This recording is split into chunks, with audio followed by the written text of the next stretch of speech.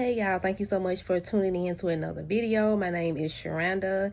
If you are new here, thank you so much for clicking on this video. You did not have to. And if you are returning, thank you so much for returning.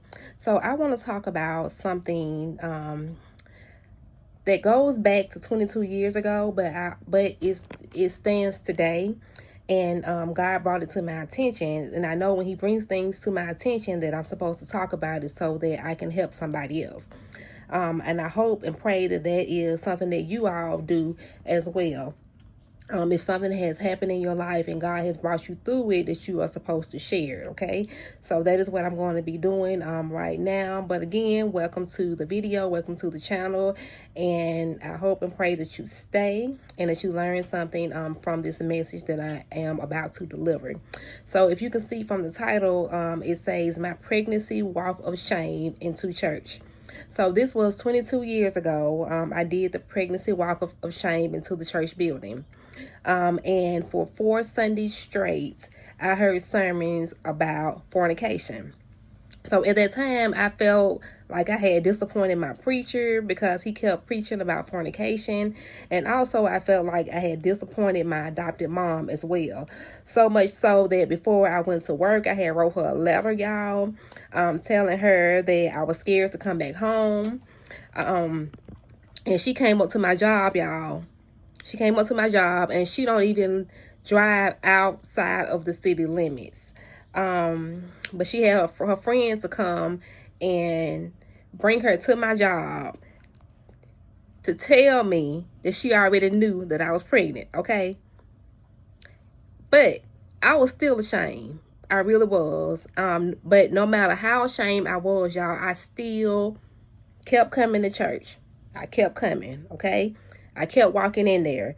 Not because I did not care that I had sinned, but I was taught that no matter what, still go to church, okay? Don't walk away from God. And I wasn't the first to do that pregnancy walk of shame. And as time went on, I realized that I was not the last person to do it, okay? My aunt made me go to the front of the church, y'all, okay? She made me go to the front of the church and stand up in front of everybody and say, sisters and brothers, I have sinned, okay? And I asked the church to pray for me, all right? I didn't hear nobody else say that. I didn't hear nobody else say that had got pregnant or whatever the case was. But I had to do it, okay? And, you know, it was an old school church. That's what we did. You know, that was a part of the thing that we had to do. And that made me even more ashamed. But I still kept coming to church. No matter what you have done, still keep coming to church, okay? Even if your sin is being talked about in the sermons, still keep coming. Because you know what? Your sin is supposed to be talked about, all right? So that you won't be comfortable in it. Because one thing for sure is that the devil wants you to be ashamed. But keep coming, all right? Because they ain't perfect and you ain't either. So I was a single mom when I had my oldest daughter out of wedlock. She was with me through the low income, the food stamps, the welfare. We struggled together. I'm just being honest. We struggled together, but we overcame, all right? Because no matter what, I never walked away from God completely, all right? So God knows you are in sin, but it still does not make it right. And even though I was in sin, I look back at the lesson that I learned through all of that to make better decisions and to choose wisely. So you have to always look at what can you learn from the things that you're going through.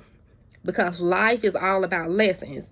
And I have learned that if you don't learn, you're going to repeat the cycle, okay? Until you get the lesson. And sometimes you are going to disappoint people. You're going to disappoint God. You're going to disappoint yourself. But that does not mean that your life is over, okay? Your life keeps going. And you aren't going to always be close to God like you should be. Like that happened in my early 20s. I'm close to 45 now.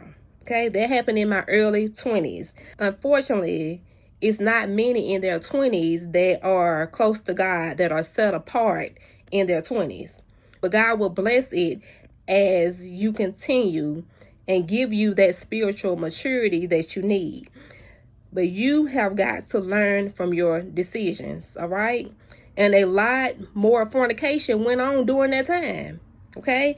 I didn't get pregnant again until I got married, but that was still fornication, okay? Which could have easily have happened again. But God took my shame over time and turned it into something beautiful, okay? We still go to church to this day. We never stop. My oldest daughter is grown now. She still goes to church. She knows that she has to go to church. That is a part of her because I instilled that in her, okay? And God has blessed her in so many different ways. So don't ever think that your shame has no purpose, because it does. And you may be in shame in other areas in your life that is not pregnancy, but hold on to God and never let it go. Even if you are struggling in that sin, never let God go, okay? Because He is the only one that can keep you going while you are in your shame, all right? So in 2 Samuel chapter 11, David had an affair with Bathsheba, okay? David found out that she was married and he still wanted her. It was the lust of the flesh. And he sent for her anyway. And Bathsheba took her fast tail over there to David, okay? And she ended up getting pregnant. So how many of y'all fast tails took yourselves over there, okay? But God still chose him because he looked at his heart, okay? Acts 13:22. After removing Saul, he made David their king. God testified concerning him. I have found David, son of Jesse, a man after my own heart. He will do everything I want him to do. Okay? Obedience of the heart toward God. So don't beat yourself up based on what you have done. Instead, check your heart, okay? Because that is what God searches. Do you want to do right? Whatever you do, never be comfortable in your sinning. Always feel convicted about your sinning. That makes a difference in the sight of God. John chapter 8, 1-11. I know that's long, but we're going to read it because it is relevant to what I'm talking about right now. But Jesus went to the Mount of Olives. At dawn, he appeared again in the temple courts, where all the people gathered around him, and he sat down to teach them. The teachers of the law and the Pharisees brought in a woman caught in adultery. They made her stand before the group and said to Jesus, "Teacher, this woman was caught in the act of adultery. In the law, Moses commanded us to stone such women. Now, what do you say?" They asked Jesus, "What do you say? What you got to say about this?" They were using this question as a trap in order to have a basis for accusing him. But Jesus bent down and started to write on the ground with his finger.